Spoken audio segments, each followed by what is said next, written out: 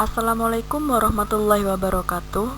Perkenalkan, nama saya Arum Dewi Rati Puspita Manggarsari, nomor absen 6, NIM 2042520074, dari kelas 1G D4 Akuntansi Manajemen. Saya di sini akan menjelaskan tentang materi kas dan pengendalian kas.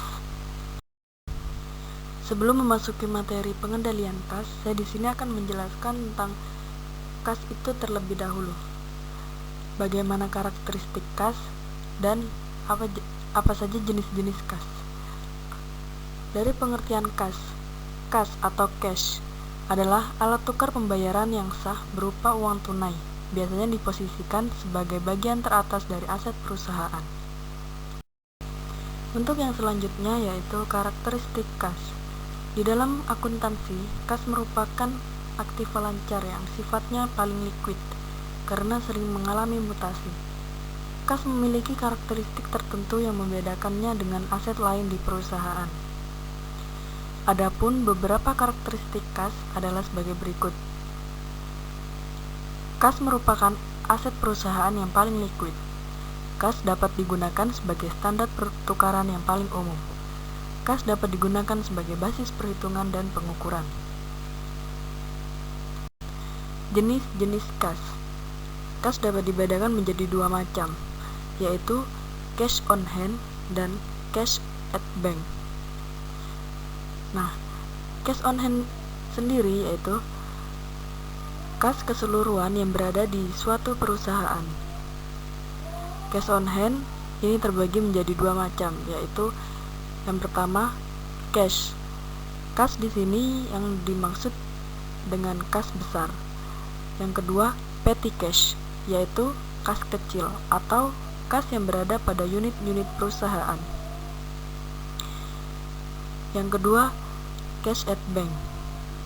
Cash at bank adalah kas suatu perusahaan yang berada di bank. Materi yang selanjutnya yaitu tentang pengendalian kas. Pengertian pengendalian kas.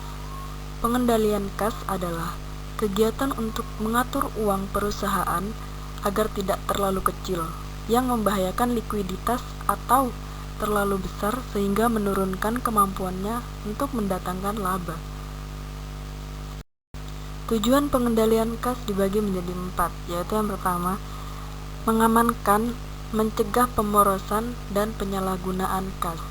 Yang kedua, menjamin ketelitian dan dapat dipercaya atau tidaknya dana akuntansi tentang kas. Yang ketiga, mendorong dicapainya efisiensi. Yang keempat, dipatuhinya kebijakan manajemen tentang kas. Yang selanjutnya yaitu ada macam-macam pengendalian kas. Pengendalian kas dibagi menjadi dua, yaitu pengendalian untuk penerimaan kas dan pengendalian untuk pengeluaran kas. Pengendalian untuk penerimaan kas yaitu semua penerimaan kas harus segera dicatat. Yang kedua, hendaknya semua penerimaan kas pada hari itu juga harus disetor ke bank. Yang ketiga, adanya pemisahan fungsi antara petugas yang menangani penerimaan kas dilakukan dengan mesin cash register. Yang kedua, pengendalian untuk pengeluaran kas.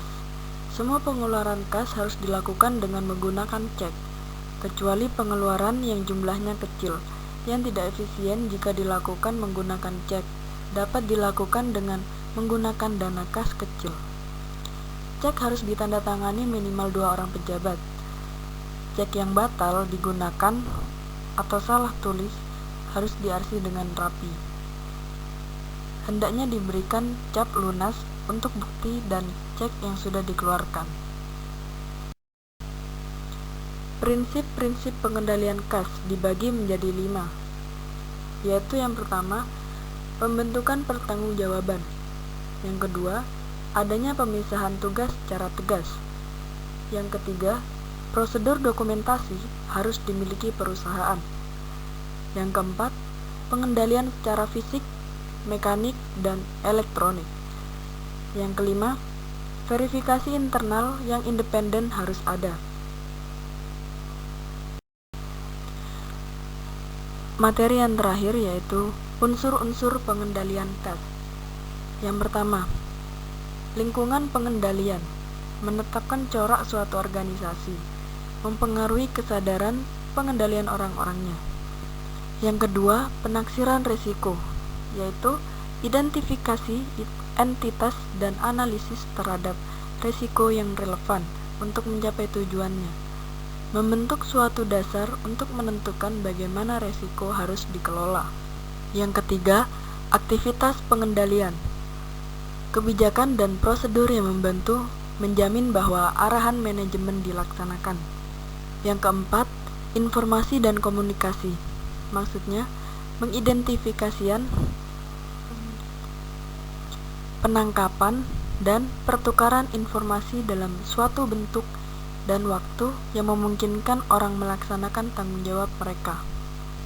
Yang kelima, pemantauan, proses yang menentukan kualitas kinerja pengendalian intern sepanjang waktu.